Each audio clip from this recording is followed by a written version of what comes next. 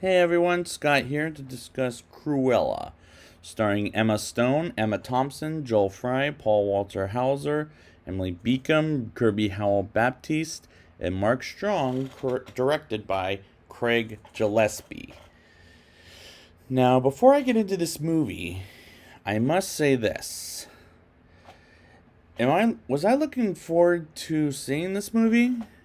Not really, based on the other live action 101 Dalmatians film, plus the sequel and the video sequel. So the only good one so far was the original 101 Dalmatians. But let's see how if this is any better. Let's get into it.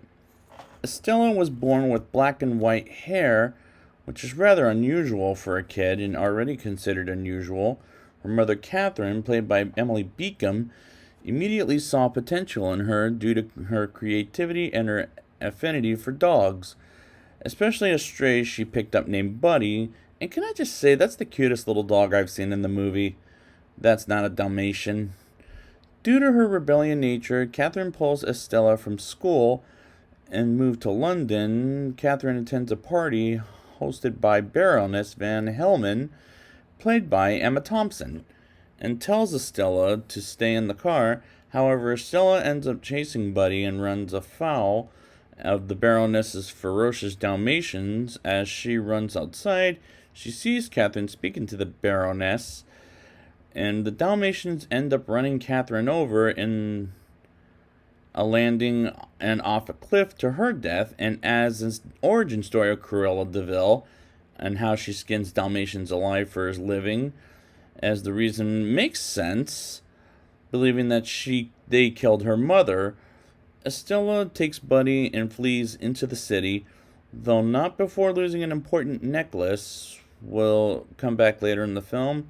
Estella is found by two street urchins named Jasper and Horace, as well as their one-eyed dog Wink, who reluctantly invite her to stay with them, and as she dyes her hair red. And the kid actors playing Estella, Horace, and Jasper are decent in this movie, and the story being told by Estella in the background as an adult is pretty good.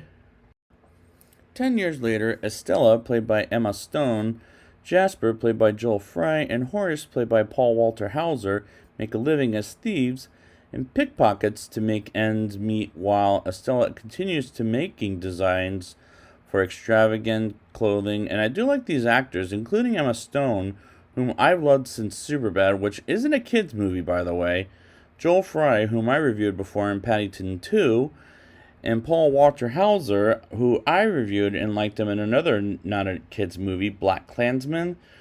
And I don't remember him in Super Troopers 2 when I reviewed that film, but he was good in Richard Jewell and I, Tonya, which is a reunion for him and the director Craig Gillespie. And I like his presence, but I don't remember Joel Fry in any other movie I've seen him in, like 10,000 BC, for example. For Estella's birthday, Jasper and Horace, get her an entry-level job as a janitor for a Liberty fashion store, which has got to be so humiliating.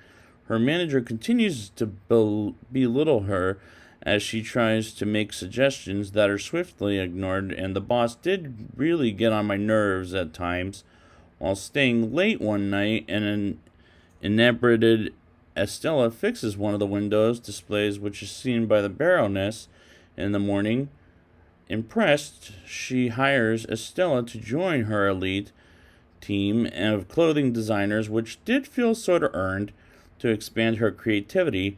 Estella also befriends the owner of a vintage clothing store named Artie, who admires her taste in fashion, and Emma Thompson does a good fashion design impression. And is it just me, or are all fashion designers evil and picky? Maybe they're picky, I don't know, about what they want.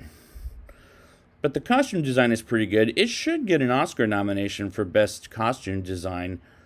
Estella rises in the ranks and acts as a supervisor of sorts for the Baroness, but upon seeing her necklace being worn by her, and here's the Baroness claims it was previously stolen from her, Estella resorts to getting Jasper and Horace to help steal the necklace, which is going to be the plot of this movie, and I did have a good time with the plot. It's better than skinning Dalmatians for a living, I'll say. Estella, watching her wearing her natural hair color and adopting the guise of Cruella, crashes the Baroness's party while Jasper and Horace try to steal the necklace, which, as it turns out, is a heist bust. However, the Baroness is wearing it, and Jasper releases the rats to distract the party goers, which is comical. Now, am I dreaming, or does this plot seem familiar, like Maleficent, for example? Because it feels it, as the Baroness uses a dog whistle to command her Dalmatians.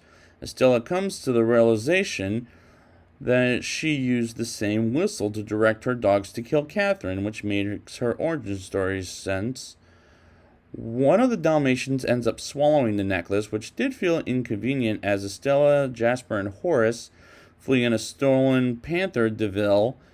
Now, with a proper motive for revenge, Estella continues to taunt the Baroness by appearing at her lavish gatherings in over-the-top in stylish outfits, and having her childhood friend Anita Darling, played by Kirby Howell-Baptiste, uses her journalistic connections to spread her publicity, and the scenes when they were flashing photographs did feel exhausting, as the flashing was hurting my eyes at some points in the movie. So if you see this movie, be prepared that it may hurt your eyes after a while because of the photosensitivity thing. Jasper and Horace begin to feel abused by Cruella, but continue to aid her, which didn't make sense. If it were me, I would just leave. The Baroness, growing more and more angered at Cruella, fires her lawyer Roger, who returns to his side work as a pianist. Sound familiar? Alright. Estella continues her taunting by kidnapping the Baroness's Dalmatians until one of them gives up the necklace. And there were times the camera was shaking quite a bit, as I wanted to say out loud, "Hold the camera still, please."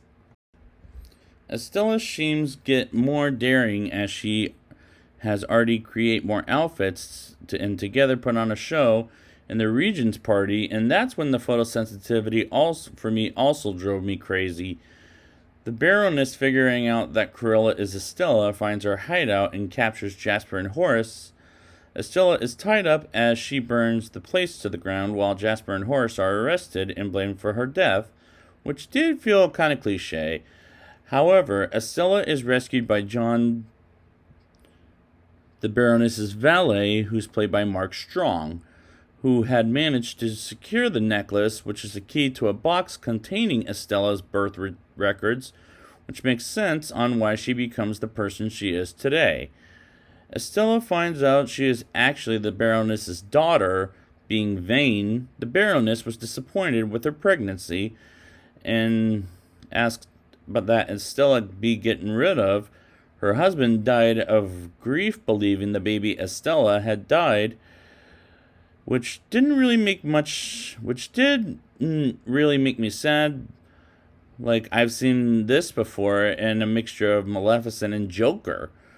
And John had the baby be taken by Catherine and raised in secret, which actually makes perfect sense. Angered over being lied to, Estella eventually makes peace with the truth by announcing her intent to avenge Catherine by defeating the Baroness, and finally adopting the name Cruella, and the camera wouldn't stop shaking in that scene. And I was having a headache with the camera work, and whatever I think of this movie, I love the costume design, but the camera work wouldn't stop shaking, as it was starting to annoy me half to death. Cruella breaks out Jasper and Horace and apologizes for not giving them credit, which makes sense on her part, while also recruiting Artie for one final scheme. He tricked the Baroness guests into wearing Cruella's wigs and breaks into her party, where Cruella adopted her Estella appearance for one final time, which was rather clever. It has the Baroness come out to see her and reveals that she knows everything. The Baroness feigns being happy to reunite with her and approaches her for a hug, and John, Artie, Jasper, and Horace have the guests go outside, where they witness the Baroness shoving Estella off the landing over the cliff, which was predictable. The police, having arrived thanks to Cruella, come and arrest the Baroness. Cruella uses a parachute as she fell and returns to witness the Baroness being taken away. Now having adopted the full name Cruella de Vil, she requires Hellman Hall, shortening it to Hell Hall, and takes her rightful place as the iconic villain, as the climax was clever but predictable at the same time. In a mid-credits scene, yes, there's a mid-credits scene during the credits, Cruella delivers 2 Dalmatian puppies named Pongo and Perdita to Roger and Anita, respectively. Does that sound familiar? Admiring her name, Roger begins to write the song Cruella de Vil as a tribute, to which I get why, but hopefully I don't get another remake of 101 Dalmatians. Now it's time for the rating. I'll give this movie a 7.1 out of 10. I love the costume designing, as it should get an Oscar nomination for the best costume designing. But the camera work is terrible at times, as well as the scenes with flashing photos, which did hurt my eyes quite a bit. I do like Emma Stone's portrayal of Cruella de Vil, as well as the other actors' portrayal of their characters, as it works pretty good. The ending was a little bit predictable, but at the end of the day, I prefer the remake of Aladdin and a little more than this, where Aladdin I could appreciate the film for a little more than when I did when I first saw it in theaters. And this movie did remind me a mixture of Maleficent and Joker, but I probably won't buy this on 4K Blu-ray, but I'll watch it again on my Apple TV eventually. So I'd like to thank you guys for joining me for this 101 Dalmatians retrospective. And until if we get that remake, God knows that might happen. Cruella de Vil.